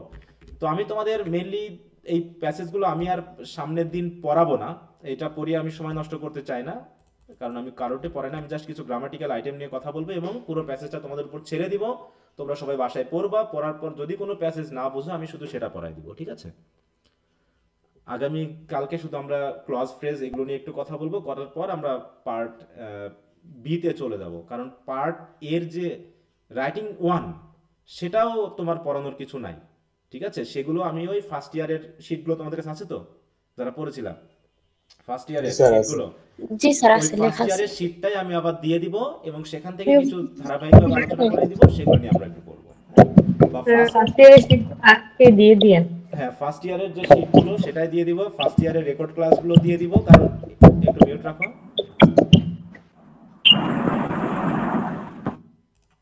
মিউট স্যার সেটা হলেই ভালো হয়, আমরা ফার্স্ট ইয়ারে অনেকে গ্রামারের আইটেম মিস করছি। না, গ্রামারটুকু আমি তো পড়াই দিব, গ্রামারের গুলো গ্রামার পড়াই দিব। গুলো হ্যাঁ, কিন্তু যেগুলো তোমাদের ফার্স্ট ইয়ারের রাইটিং স্কিলস এর যে ব্যাপারগুলো ছিল সেগুলো তো তোমরা আশা করি সবাই জানো, তাই না?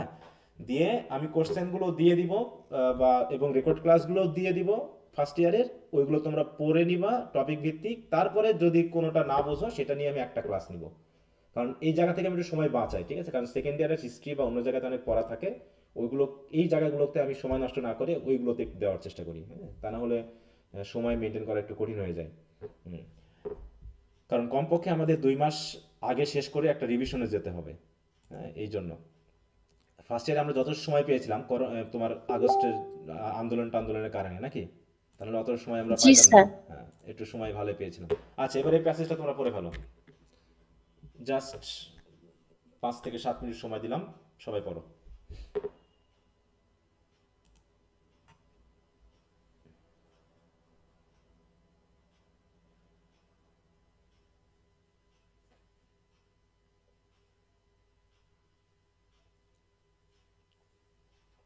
স্যার আমার শেষ তো, ওই যে লাস্টেরটা না একটু করে বুঝি নাই। আচ্ছা, ঠিক আছে, বুঝি আমি নাই না। বুঝাই দিব। হ্যাঁ, আগে শেষ করি আমরা সবাই, ঠিক আছে? আমি বুঝাই দিব, টেনশন নেওয়ার কিছু নাই। আচ্ছা স্যার।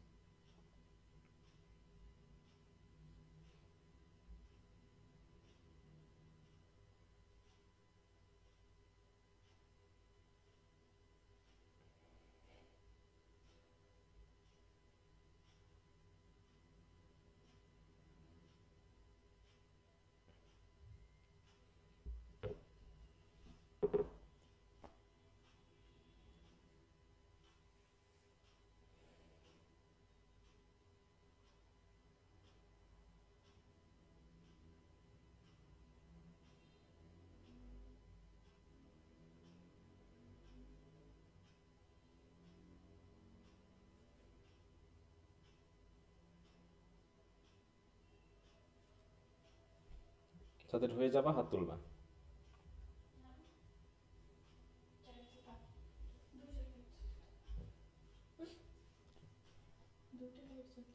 চলো, অন্ধকার। আমাকে নাম চেঞ্জ করতে বলছে। হ্যাঁ, আর ও বলে কি যে 7 দিন হয়নি, তারপরে আমি যে একটা কথা বলে কিছু মনে করো না, তোমার এই নামটা চেঞ্জ করতে ভালো হয়, গ্রুপে অ্যাড দেবো তো। ও কিন্তু একটা মেয়ে, হোয়াটসঅ্যাপে নাম আছে সোমাইয়া। আচ্ছা, হলো।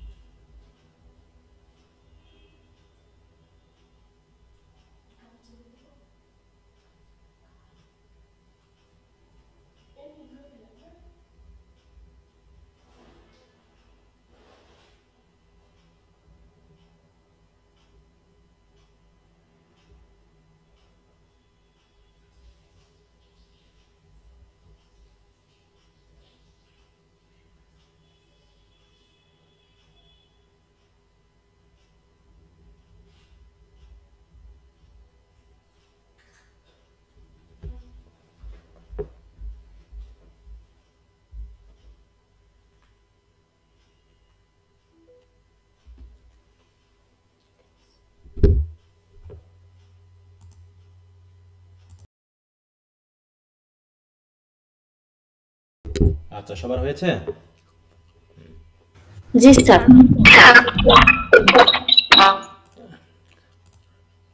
আচ্ছা, তাহলে এখন আমি একটা কোশ্চেন বলি, বই থেকে না, কোশ্চেন আনসারটা একটু দিবা সবাই।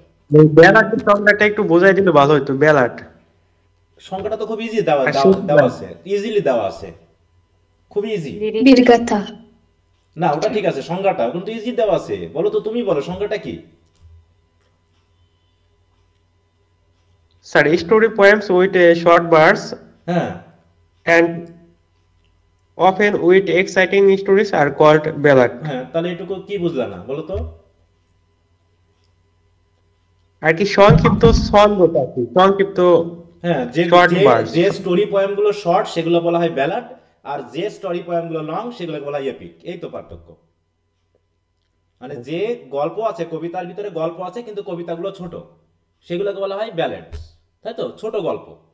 আর যেগুলো লং পয়েম এবং লং স্টোরি সেগুলোকে বলা হয় এপিক। কথা বুঝতে পেরেছো? স্যার একটা উদাহরণ দেন তাহলে বুঝতে পারবে ভালো। তুমি উদাহরণ কেমন, তুমি তো জানোই না সেই গল্পটা, তো তুমি কি এরকম কবিতা কখনো পড়ছো? না স্যার। তুমি তো ব্যালেট পড়োনি, তো তুমি না কেমন স্যার করে আমরা তো বুঝবা? ইপিক করছি। হ্যাঁ, তো তোমরা এপিক আমাদের পড়ো না? ইন্টারে একটা প্যাসেজ ছিল ওয়াটার কি জানি ওইখানে একটা ব্যালেট ছিল খেয়াল নাই। তোমরা কোনো ব্যালেডই পড়োনি, তোমরা কোনো এপিকও পড়োনি, তো আমি কোনটার উদাহরণ দিব বলো? অতএব কথাটা বুঝে রাখো যে যদি কবিতাটা ছোট হয় এবং সেখানে গল্প থাকে তাহলে সেটা হবে ব্যালেড, আর যদি অনেক লম্বা হয় নভেলের মতো, সেইগুলো যদি লম্বা কবিতা হয়, ঠিক আছে, তো কয়েক হাজার লাইন, 30-40 হাজার লাইন, সেগুলো হবে এপিক। আমরা পড়বো আর কি, এই থার্ড ইয়ারে একটা পড়বো এপিক আমরা মেনলি, ঠিক আছে? তখন বুঝতে পারবা। স্যার কত লাইনের বাবা? বলো। স্যার থার্ড ইয়ারের যে ইপিকটা ওটা কত লাইনের? থার্ড ইয়ারে না, তুমি সেকেন্ড ইয়ারেরই পড়বা। ডন জোয়ান ক্যান্টো 1 তো ক্যান্টো 1 আছে, এর অনেকগুলো ক্যান্টো আছে, এক ক্যান্টোতেই কয়েক হাজার লাইন, ঠিক আছে, 500-700 করে লাইন আছে।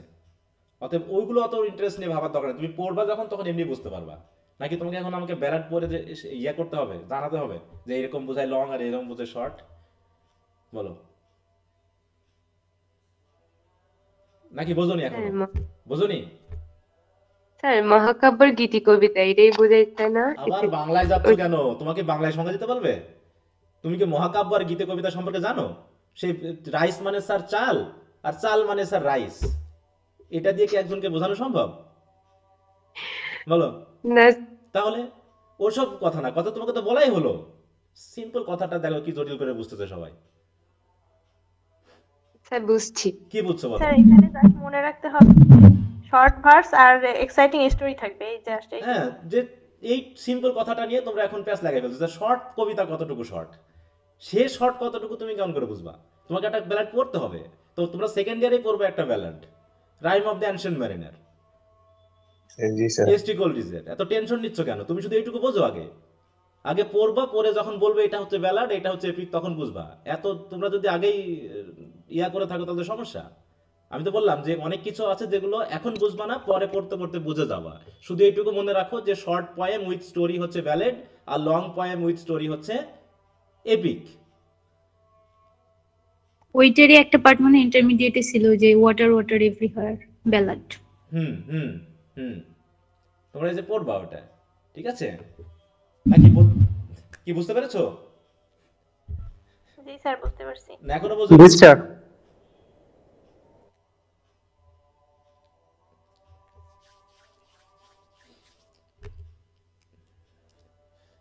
তা যদি এখন প্রশ্ন করা হয়, এরকম একটা প্রশ্ন, মিউট রাখো। কার? ওরে বাবা, কার সমস্যা? নেটওয়ার্ক ইয়ার মাইক্রোফোনের খুবই সাউন্ড হয়। এরা যে প্রথমেই এমএসটি সামথিং। আচ্ছা আচ্ছা, তো ঠিক আছে, আমি তাহলে একটা প্রশ্ন এখন দিব, তোমরা একটু এটার উত্তর করবা।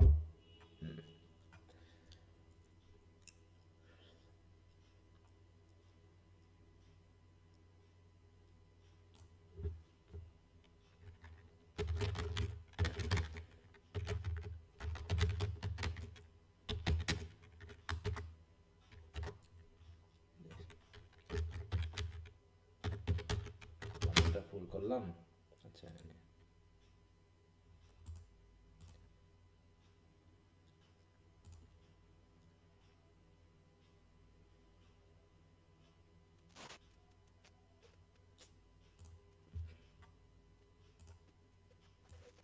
ভার্গিল।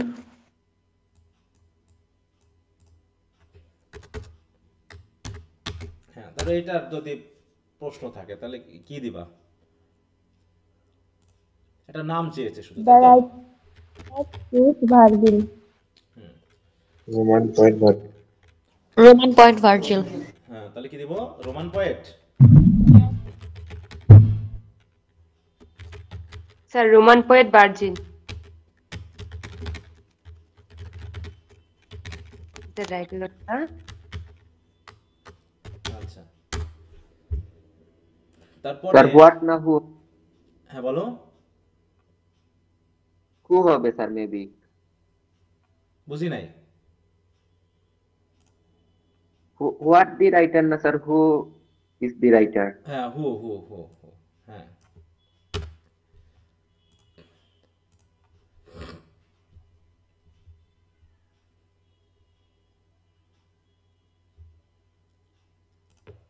এবার যদি একটা প্রশ্ন করা হয়,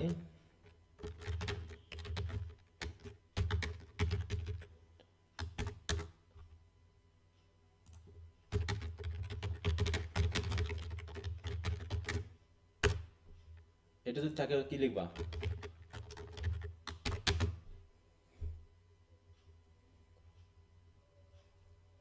ধরো প্যাসেজটা দিলাম, সামনে খোঁজো, আগে কোশ্চেনটা দেখে নাও যে what point. Sir rhyme does not regular all time. না ওটা বললে তো হবে না, ওটা বললে হবে না, তোমাকে কোশ্চেনের সাথে মিলিয়ে উত্তরটা বলতে হবে। According to the passage, blank verse. Sir প্রশ্নটা এখানে যে স্যার কোশ্চেনটা একটু আবার দেখি। এই যে Sir, poetry piece is written in blank verse. This would be dull. কত জটিল করে ভাবার কোনো দরকার নেই, জাস্ট সিম্পলি ভাবো। হ্যাঁ ওটা ঠিক আছে, তোর উত্তর ঠিক আছে, কিন্তু আরেকটু সিম্পলি ভাবো, সিম্পলি চিন্তা করো। Blank verse poetry. Which does not have rhythm. হ্যাঁ রাইম বা রিদম, হ্যাঁ এইটা একটু বলবো সহজ করে বলো, এটা ক্লজ ইউজ করে বলো, তাহলে কি বলতে পারি? দা poem which does not have a rhyme, তাই তো? হ্যাঁ rhyme is dull। এই যে তুমি একটা ক্লজ ইউজ করে তুমি প্যাসেজ থেকে উত্তরটা পেয়েছো, কিন্তু নিজের মতো করে সাজিয়ে বলবা, ওখানে যা আছে সরাসরি বললে পারো উত্তর হবে। আর রিদম দেওয়া যাবে? হ্যাঁ রাইম বা রিদম দিবা, সমস্যা নেই। হ্যাঁ এই যে rhyme has a rhythm but does not rhyme, মানে মূল কথা হলো যার রাইম নেই, ঠিক আছে তো? হ্যাঁ সেটাই। এবার এই যে বলছে the rhyme does not have a regular, তাই তো? মানে রাইম থাকবে না, এটাই বললেই হয়ে গেল। তো রিদম আছে কিন্তু রাইম নাই। হ্যাঁ রাইম থাকবে না, ঠিক আছে তো? রিদম থাকলেও রাইম নেই, এইগুলো তখন শুনতে ডাল লাগে। মূল কথা হলো রাইম নাই, এটা বলবা, বা রেগুলার মিটার নাই। এই ব্ল্যাঙ্ক ভার্স ট্যাঙ্ক ভার্স ওগুলো তো পরের বিষয়। হ্যাঁ বলছে দ্য পয়েম, তাহলে অ্যাকর্ডিং টু দ্য প্যাসেজ, আমরা এইভাবে যদি উত্তরটা আরো একটু বাড়াতে চাই এটুকু লিখলে চলবে, কিন্তু according to the passage the poem which does not have a rhyme is dull. এই যে সেন্টেন্স স্ট্রাকচারটা নিজে থেকে পারতে হবে, শুধু কপি পেস্ট করলে উত্তর ভুল হবে। কিন্তু ওই যে প্রথমে যে বললা যে ডাজ নট রাইম, এই কথা বললে কিন্তু হবে না, তোমাকে ওটা গুছিয়ে বলতে হবে যে the poem which does not rhyme, তাই না, ইজ ডাল। এই যে ক্লজ ফ্রেজ এইগুলোকে তৈরি করতে পারতে হবে। তাই এটা নিয়ে আমরা আগামী দিন একটু আলোচনা করব, যাতে বিষয়গুলো আমাদের কাছে ক্লিয়ার হয়ে যায়। আচ্ছা তো দেখো প্যাসেজগুলো কিন্তু খুব জটিল না, এক এক দিনে তোমরা ব্ল্যাঙ্ক ভার্স এন্ড ডাল এই দুটো কি সেম? বলো বলো। ব্ল্যাঙ্ক ভার্স এন্ড ডাল দুটো কি সেম? না ডাল আর ব্ল্যাঙ্ক ভার্স কি এক জিনিস? ব্ল্যাঙ্ক ভার্স হচ্ছে যার কোনো রাইম নেই, আর ডাল মানে হচ্ছে যেটা হচ্ছে নিরস, ভালো লাগে না। তাহলে স্যার প্রশ্ন তো ছিল ডাল নিয়ে, আপনি প্রশ্ন করেছিলেন ডাল নিয়ে, আর উত্তর ব্ল্যাঙ্ক ভার্সের ওইখান থেকে নিয়েছেন। স্যার ডাল নিয়ে প্রশ্ন করে নাই, মানে বলছে যে পয়েমে, মানে পয়েমটা কেন ডাল লাগে এইটা একটা স্যার মেনশন করে দিছিল যে অ্যাকর্ডিং টু দ্য প্যাসেজ, খেয়াল করো না। ও বলতে চেয়েছে স্যার প্রথমে আছে ডাল আর আপনি উত্তরটা নিলেন ব্ল্যাঙ্ক ভার্স থেকে, কেন হলো? তোমার উত্তর কি সবসময় আগেই থাকবে? উত্তর কি সবসময় আগেই থাকবে? বলো না স্যার, আপনি তো বললেন ব্ল্যাঙ্ক ভার্স আর ডাল দুইটা আলাদা বিষয়, দুইটা দুই ধরনের কবিতা। মানে যেটা ব্ল্যাঙ্ক ভার্স ওটা শুনতে ডাল লাগে, এইটা সিম্পলি বোঝো না। ব্ল্যাঙ্ক ভার্স যেগুলো সেগুলো শুনতে ডাল ব্ল্যাঙ্ক ভার্স মানেই যার রাইম নাই, আর যার রাইম নাই সেই ডাল, নাকি? কথা বোঝোনি আমার? স্যার বুঝছি, স্যার বুঝছি। আমি ভাবছি দুইটা দুই ধরনের কবিতা, হয়তো কোনো সূক্ষ্ম পার্থক্য আছে। না সূক্ষ্ম পার্থক্য কি আছে? এটা তো ডাল, তুমি বলছো ইকুয়াল, ইকুয়াল হয় কোনদিন? ব্ল্যাঙ্ক ভার্স আর ডাল কি ইকুয়াল ওয়ার্ড? বলো তো, ওটা কি ইকুয়াল ওয়ার্ড? আমি কি ডালের বিপরীতে ব্ল্যাঙ্ক ভার্স বলতে পারি? ডাল হচ্ছে নিরস, যেটা ভালো লাগে না, আর ব্ল্যাঙ্ক ভার্স হচ্ছে যার কোনো রাইম নেই। তাহলে বলা হচ্ছে যে কবিতার কোনো রাইম নেই তাকে ডাল লাগে। তাহলে তুমি বলতেছো স্যার ব্ল্যাঙ্ক ভার্স আর ডাল কি ইকুয়াল? এই দুটা কি এক? বলো। না স্যার এক না। ব্ল্যাঙ্ক ভার্স এক জিনিস যেটা রাইমের সাথে রিলেটেড, আর ডাল হচ্ছে যে জিনিসটা আমাদের কাছে ভালো লাগে না। এখন কেন ভালো লাগে না এই জায়গায়? এখন আমি বললাম যে এই ভাতটা আমার ভালো লাগে না, কারণ কি এই ভাতের কোনো রাইম নাই, তাই হবে কি বলো? না স্যার, স্বাদ নাই সেজন্য। তোমার কথাবার্তা আমার ভালো লাগে না, কারণ তোমার কোনো রাইম নাই কথাবার্তার। এরকমটা কি আসলে বললামই তো, এই প্যাসেজের খাতিরে তোমাকে কোন কবিতাগুলোকে ডাল বলা হচ্ছে? যে কবিতাতে কোনো রাইম বা রিদম নাই। তুমি তো একটা লাইন থেকে বুঝতেছো কেন? পুরো আগে পিছে পুরো 3-4টা লাইন মিলেই তো এই কথাটা বলা হয়েছে। পুরো উত্তরটা তো এইখান পর্যন্ত, এই পর্যন্ত মিলে। হ্যাঁ স্যার বুঝছি এখন। যে poetry which is written in a metre or rhyme is non verse, তাহলে যে কবিতাগুলো মিটারে বা রাইমে লেখা সেগুলোকে ভার্স বলা হয়। But the rhyme does not have to be regular all the time, কিন্তু সবসময় যে রাইম থাকতেই হবে তা কোনো ব্যাপার না। দিস উড বি ডাল, এটা ডাল হবে। কোনটা ডাল হবে? যার কোনো রেগুলার রাইম নাই। বলছে blank verse has a rhyme but it does not rhyme. দেখো রিদম, ব্ল্যাঙ্ক ভার্সের রিদম আছে কিন্তু এর কোনো রাইম নাই, তার মানে ডালটা কোনটা হবে বলো? যার রিদম আছে কিন্তু রেগুলার না, ব্ল্যাঙ্ক ভার্স। হ্যাঁ, তাহলে ব্ল্যাঙ্ক ভার্সটাই। অতএব ব্ল্যাঙ্ক ভার্সটা কি? যার কোনো রাইম নাই। তাহলে সরাসরি একবারে বলে দিলাম যে কবিতাগুলোর কোনো রাইম নাই সেগুলোই ডাল। এত জটিল করে বুঝবা না, সিম্পলি বোঝো। হ্যাঁ, সিম্পলি। হ্যাঁ, তো যে উদাহরণটা বলতে চেয়েছিলাম আমি, যে he is poor, he has no money and wealth. এখন যদি বলা হয় যে who is poor, who is poor, আমি কাকে বলবো? হ্যাঁ, মানে কি? যে মানে একটা ম্যান বলি মনে করো, যেটা the person who has no money and wealth, তাহলে এভাবে বলতে হবে যে a man, তাই তো, who has no money and wealth is poor। হ্যাঁ, তাহলে পোর আর ওয়েলথ কি এক জিনিস? না স্যার। না স্যার। এরকম একটা জিনিস, একটা ক্যারেক্টারিস্টিক না থাকাটা বা একটা ফিচারের কারণে এই ঘটনাটা, এইটা তোমাকে বলতে হবে।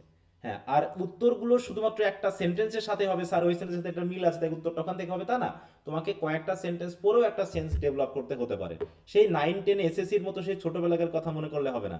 যে সেন্টেন্সে মিল দেখেছি সেই সেন্টেন্সটা হুবহু তুলে দিয়ে আসছি, এখানেই উত্তরটা নিশ্চয়ই আছে।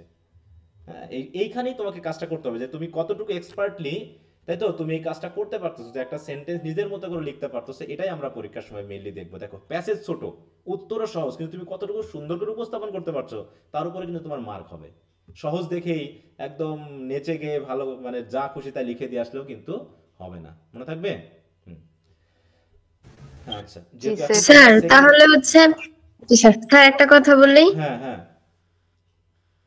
স্যার, তাহলে হচ্ছে মানে ডাল যেটা সেটা হচ্ছে রিদম থাকবে না, আর হচ্ছে যেটা ব্ল্যাঙ্ক ভার্স সেটা রিদম থাকবে কিন্তু রাইম না, সেটাই তো?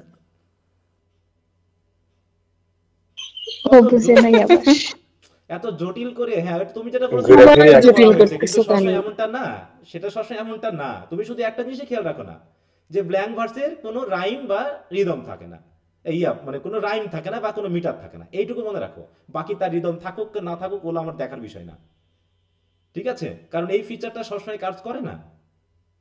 এখন তুমি এই প্যাসেজের অনুসারে এটা শিখলাম, আরেক জায়গায় গিয়ে দেখবে যে এই কথার কোনো উল্লেখ নাই। ব্ল্যাঙ্ক ভার্স হচ্ছে একটা টার্ম, আর ডাল দিয়ে হচ্ছে এই জায়গায় বিশেষায়িত করছে। এই জায়গায় ডালের জায়গায় অন্য একটা ওয়ার্ড দিয়েও বিশেষায়িত করতে পারতো। এই জায়গায় স্যার বলছে অ্যাকর্ডিং টু দ্য প্যাসেজ। আচ্ছা, সমস্যা নেই, তুমি আরো একটু ভাববা আর একটু প্যাসেজটা পড়বা, ঠিক আছে? হ্যাঁ, এই যে দেখো এখানে বলতেছে কি, blank verse has a rhythm, এই কথাটা মনে করে বললাম। পরের সেন্টেন্স কে এটাকে সাপোর্ট করতেছে, দেখো তো। Shakespeare use blank verse in his plays which does not rhyme nor have a strict rhythm. তাহলে ব্ল্যাঙ্ক ভার্স মানে কি রিদম থাকবে বলো? ব্ল্যাঙ্ক ভার্স মানে কি রিদম থাকবে? না স্যার, সব জায়গায় শেক্সপিয়ার যে ব্ল্যাঙ্ক ভার্স ইউজ করলো সেখানে রাইমও নাই, সেখানে রিদমও নাই, তাহলে হলো বলো? অতএব ব্ল্যাঙ্ক ভার্স মানে যেখানে তোমার কোনো মিটার টিটার কিছু নাই, রিদম থাকলে থাকবে, না থাকলে না থাকবে, এটা কোনো স্ট্রিক্ট কোনো নিয়ম না যেখানে রিদম থাকতে হবে। থাকতে পারে কিন্তু রাইম বা মিটার থাকবে না। এটা তো আমি প্রথমে, তুমি মনে ক্লাসের পরের দিকে যুক্ত হয়েছো, প্রথম কোশ্চেনটা তো এই ক্লাসের আজকে এটাই ছিল নাকি, যে ব্ল্যাঙ্ক ভার্স কি স্যার? হ্যাঁ, ওটা নিয়ে তো আমরা কথা বলেছি যে ব্ল্যাঙ্ক ভার্স কি। দেখো ওই প্রশ্নের সাথে এটা মিলে গেছে। যে ব্ল্যাঙ্ক ভার্স মানে হলো যার কোনো মিটার থাকবে না, যার কোনো রাইম থাকবে না, ঠিক আছে। আর রিদম এটা থাকতেও পারে নাও থাকতে পারে, ওটার কোনো স্ট্রিক্টনেস নেই, ঠিক আছে। এগুলোতে আরো স্টাডি করবা, আরো তোমাদের বই থেকে পড়বা। আচ্ছা, আর প্রশ্নে একটু মিউট রাখো তো। হ্যাঁ, প্রশ্নে যা বলবে তার বাইরে আপাতত অন্য কিছুকে বোঝানো টেনশন করার কিছু নাই। হ্যাঁ, যা বোঝাবে এটুকুর ভিতরে থাকবা, আর সিম্পলি বুঝবা, এত জটিল করে বুঝবা না, সিম্পলি বুঝবা। হ্যাঁ, তোমরা অনেক সময় অনেক জটিল করে ভাবো, কঠিন জিনিস করে ফেলো তোমরা সহজ জিনিসটাকে। হ্যাঁ, আচ্ছা, তো যাও, তোমাদের আমি একটু পড়া দিলাম, সেটা হলো 1, 2 তো আমি পড়াই দিলাম। তোমাদের কাজ হবে আগামী ক্লাস পর্যন্ত 1 থেকে 10 পর্যন্ত, 1 থেকে 10 পর্যন্ত মিনিমাম। এর থেকে স্যার কালকে ক্লাস আছে, কম করে দেন। বলো, কালকে তো ক্লাস আছে। তাহলে তুমি কি কালকে পড়তে বসবা না? কয় ঘন্টা টাইম লাগবে একটা জিনিস পড়তে? 2 ঘন্টা পড়লে 10টা হয়ে যায়, তাহলে একটা দিই। জি স্যার, 2 ঘন্টা লাগবে না। আমি তো স্যার দেন, ছোটই আছে, আমি 10টাই দেন। স্টুডেন্ট কতটুকু পড়তে পারে একদিনে, আমি বুঝবো না? নাই। আচ্ছা, একটাই দিলাম মনে করো, হবে কি? আমি তো এখনই তোমাকে কথা বলতে বলতে 2টা পড়াই দিলাম, তাহলে তো আমি তো তোমাকে 10টা এখনই পড়া দিতে পারতাম, এখানে বসেই পড়া দিতে পারতাম। বলো, এত মানে তোমরা বরং আরো বলতে স্যার আরো বেশি করে পড়া দেন, আমাদের পড়া শেষ করতে হবে। 10টা কোনো ব্যাপার? ছোট ছোট প্যাসেজ। হ্যাঁ, দেখো একটু ছোট ছোট প্যাসেজ, এটা 5 মিনিট করে টাইম লাগবে না একটা প্যাসেজ পড়তে। 1 ঘন্টাতে মানে 2 ঘন্টা বসলে তোমার পড়া হয়ে যাওয়ার কথা। হ্যাঁ, আর 2 ঘন্টা বসলে 33টা পেজে শেষ হওয়ার কথা। কোশ্চেন গুলোর ব্যাপার তো আলাদা বিষয়। আমি তো ওই জন্য বললাম যে আমি মিনিমাম দিলাম যে 10টা, বাকি আরো কেউ পারলে তোমরা পড়ে এসো সারাদিন। অনেকে টাইম আছে সারাদিন পড়তে পারে, তোমরা হয়তো ব্যস্ত থাকতে পারো, কিন্তু 10টা পড়ার মতো অ্যাবিলিটি একজন স্টুডেন্টের সকালে 1 ঘন্টা বসলে, সন্ধ্যা 1 ঘন্টা বসলে হয়ে যায়, ঠিক আছে? জি স্যার, হয়ে যাবে, সমস্যা হবে না। অতএব টেনশন করার কিছু নাই। আর যদি কেউ না পারো তাহলে তার সাথে প্রতিযোগিতাতে আমি যাব না, যে পারবে আমি তার সাথে যাব, কারণ আমার টার্গেট অনুসারে তাকেই দরকার। অতএব তোমাকে উঠে আসতে হবে, আমি তোমার জায়গায় যাব না, তুমি উঠে আসো আমার কাছে, ঠিক আছে? হ্যাঁ, কারণ ওই মানে এখন আর বলবো না, আমার টাইম নাই, একটা বাস আছে, 3rd ইয়ার একটা পড়াতে হবে, দুটো মিস ছিল। আপনি কি 1 থেকে 10 পর্যন্ত দিলেন নাকি 3 থেকে পরে 10টা? 1 থেকে 10 পর্যন্ত দিয়েছি, তার ভিতরে 2টা তো আমি পড়াই দিলাম, এইজন্য বললাম 1 থেকে 10 পর্যন্ত দিলাম, আমি 2টা অলরেডি পড়াই দিয়েছি। বাকি যদি আরো কেউ পারো, আরো যত খুশি সব পড়ে ফেলতে পারো, আমার তাতেও কোনো সমস্যা না, কিন্তু আমি 10টা নিয়ে আলোচনা করব, বাকিগুলো তোমাদের উপরে পড়তে দিব। এর ভিতরে যেটা বুঝবা না সেটা আমি বুঝাই দিব, কারণ প্রত্যেকটা প্যাসেজ করে আমি এখানে সময় নষ্ট করবো না। মানে আগামী কালকের মধ্যে আমার পার্ট এ এর এই প্যাসেজ রিলেটেড কাহিনী শেষ হবে, ঠিক আছে? তো এই জি স্যার। আচ্ছা, তো ঠিক আছে, তাহলে আজকে আর কথা বলবো না অন্য কিছু, তোমরা তাহলে এগুলো পড়ে নিও। হ্যাঁ, ওকে। আচ্ছা স্যার, স্যার যে গ্রামারের ওগুলো একটু শীটগুলো একটু দিয়ে দিন। হ্যাঁ, আমি দিয়ে দিব, আমি কালকে ক্লাস নেওয়ার পরে আমি দিয়ে দিব। আজকে আপাতত এগুলোই পড়ো, ঠিক আছে? হ্যাঁ, ঠিক আছে ক্লাস স্যার। নেওয়ার পরে আমি দিয়ে দিব। ওকে, আসসালামু আলাইকুম। আসসালাম। আসসালামু আলাইকুম স্যার। ওয়ালাইকুম আসসালাম।